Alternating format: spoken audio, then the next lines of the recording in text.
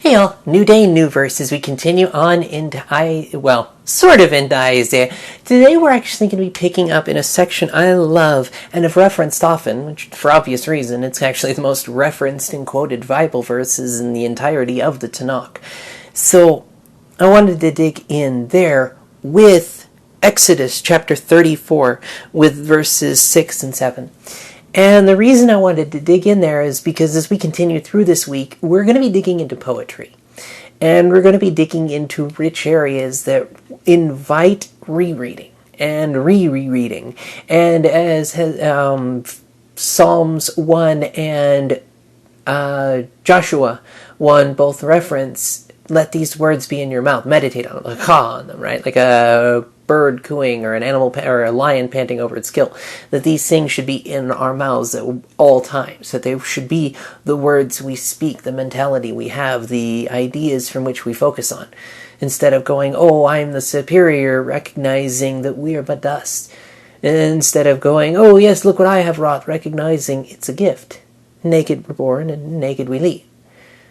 Focusing on the fact that God is the one who leads us through rather than our own selves or our own definitions. So as we go into this week, we are going to get into these places of comfort. Well, in order to know who or why to have comfort, you need to know who the person is, the character, right?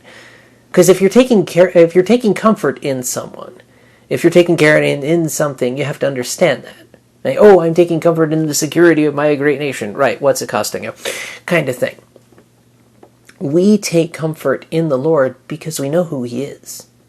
And Jesus said it Himself, if you know the Son, you've seen the Father. If the Father reveals the Son reveals the Father. So He makes it core very clear. And I find it beautiful because when you take that idea in tandem with these verses and see how Jesus walks it out, truly the Father and the Son are one. So as we dig into these words, into these beautiful sections of Isaiah, as we continue on through this week and forever, how long God has going through us, probably the end of the year, to be perfectly honest, with how long Isaiah is, because I think we're looking at 26 chapters. I could be off on that one. I want to get to the core of who God is. So let's dig into the verses that the Bible authors themselves, the authors of the Tanakh, reference most. Exodus 34, chapter 34, verse 6. Yahweh passed in front of Moses and called out, Yahweh, Yahweh, the Lord God of compassion and mercy, slow to anger, filled with unfailing love and faithfulness.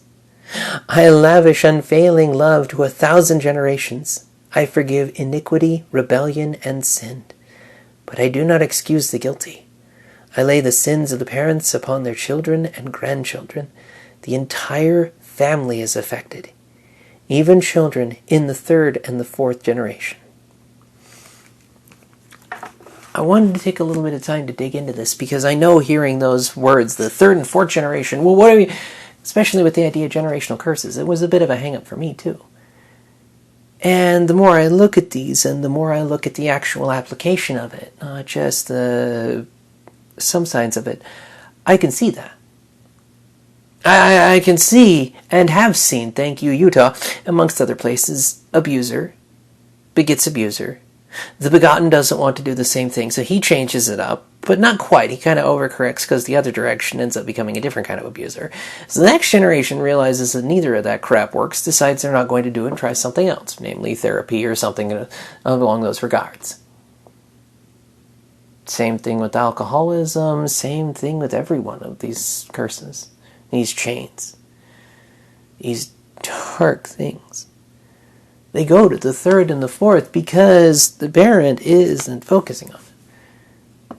That he does not excuse the guilty. It's like, okay, so you lavish unfailing love to the 1,000 generations, and you forgive iniquity, rebellion, and sin, but you don't excuse the guilty.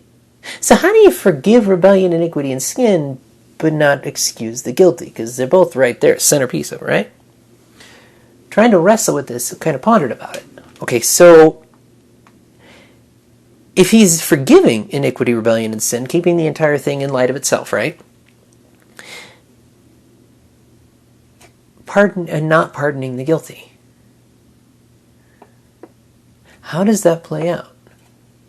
Because the story before this, the story that this is in the smack devil of, is, hey, this entire small group of people decided they didn't want to wait for Moses. They had Aaron his brother make a golden calf and decided to have a sex orgy devoted to it. And they ended up getting killed for it. And it's a sad thing. Because loyal love cannot be enforced with fear. And we're not talking the religious crap of the interpretation of, oh, fear of the Lord, so I'm supposed to be terrified and wait for the smiting. If he was going to smite your ass, he'd have done it already because he wouldn't have made you in the first place. You don't make something without the intent of creating because it takes effort, time, and purpose to create. You actually have to think about what you're making. Why did he make you if he was just going to smite your ass? Why did he make you if he didn't want to spend time with you? God doesn't have to make a deadline. God doesn't have to fulfill a quota, and he's not doing commissions. So if he made you, it's because he wants you. So clearly, the forgiving is related to seeking. The people who are marked as guilty all through the way through the text are the people who haven't acknowledged the truth of reality in itself. They do not make themselves. We do not make ourselves. We do not generate our first breath. We do not know where our last one goes. We have guesses, thoughts, ideas, and a really good bout of evidence. It's an act of faith. An act of faith trusting in character. Not blind faith. Never blind faith. Never blind faith. Always logic and reason. Always. Why could Abraham go to the point of the binding of Isaac? Because the man had 20 plus years of God pulling his ass out of the fire despite the fact that he went running into it full sail. And even more than that, only recorded his doing wells. Hebrews, right? By faith Abraham did even though.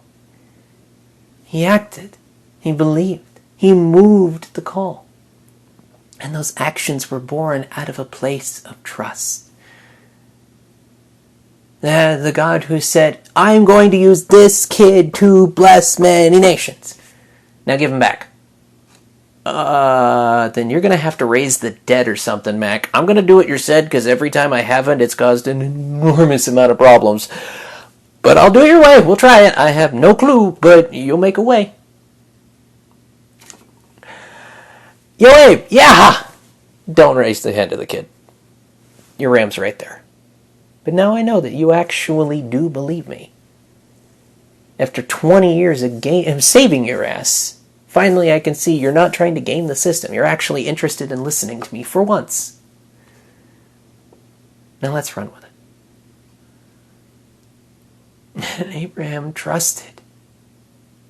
All the way through, trusted, went from the land of Mesopotamia to, he went from the area of Ur. The ancient names for it kind of blend together, admittedly.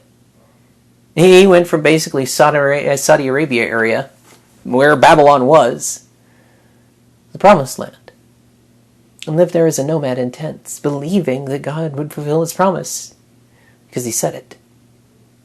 And though he did not have it, promise is fulfilled. Jesus right there. It's beautiful. And it's all born in trusting who God is. That he is a God compassionate and merciful. The first words tied to a mother's womb, there's a beautiful word study on it at the Bible Project that I'll put it in the reference, or put it in the end of the video. Who God is why we trust. It's not blind faith. It may be blind obedience through walking through when he says, I need you to go with me through here. But I can't see the other side. But it wouldn't be faith if I could. All right, let's go. It's never blind faith. It is never blind going through the motions, no thought involved. We are actively and intimately involved. It's the Song of Songs.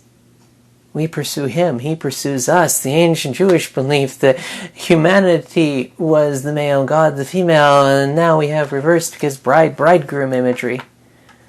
And Jesus is the man, the bride, the church, the woman. All the way through, either way, it is seeking. When we turn to him, when we trust that he is a God of compassion and mercy, unfailing love and faithfulness, loyal love and faithfulness, we can see the beauty in that he is slow to anger. He does still get angry. Actions have consequences. Jerusalem got it twice. Over, rather. Yet he still makes a way. That unfailing love that carries our iniquities. That great compassion that forgives our rebellion. That incredible mercy that forgives our sin. Because we seek him and we ask for forgiveness. Papa, I broke it. Help me fix it. Put it back together. I broke my toy, I broke my car, I broke my plane, I broke whatever it is. I broke. Mend me. Fix me. Make me whole. And he does. If you're not sure who God is, spend time with him. Call to him by name. He gives it to Moses to begin with, that he is the I am. The ever-present one who sees us through all the way. Doesn't sleep, doesn't take vacations, doesn't take off, doesn't get lost. So why do we fear? When we trust who he is, we will never be the same. Believing in our hearts and confessing with our mouths that Jesus is the Christ, the anointed one, the promised one, and that God truly raised him from the dead that we might have life. Because if Jesus wasn't raised from the dead, then we Christians are the most pitiable group on planet Earth. Because everything we do for others, we do out of the love he has for us. And we know that we will be raised to life in him and seated in heavenly places because we already are. Now and not yet. The promise fulfilled and still waiting. That even when all looks to be going wrong, the Lord will make a way. In his compassion, he will hold us near. In his mercies, he will wash us clean. Slow in anger, giving us the opportunity to turn to him, repent, turn away from the way we're doing it. Literally what the word means, to turn around. His loyal love, showing us what it means to be loving people. And his faithfulness showing us what it means to live. Yeah. It's sad when the sins of the parents, the moral failure choices of the parents abuse the children and the grandchildren. And the first one to turn to him sees everything changed. Seek the Lord. Let him show you how to live. And he'll make you whole. May his favor be upon you. Know that you're loved. I'll see you then.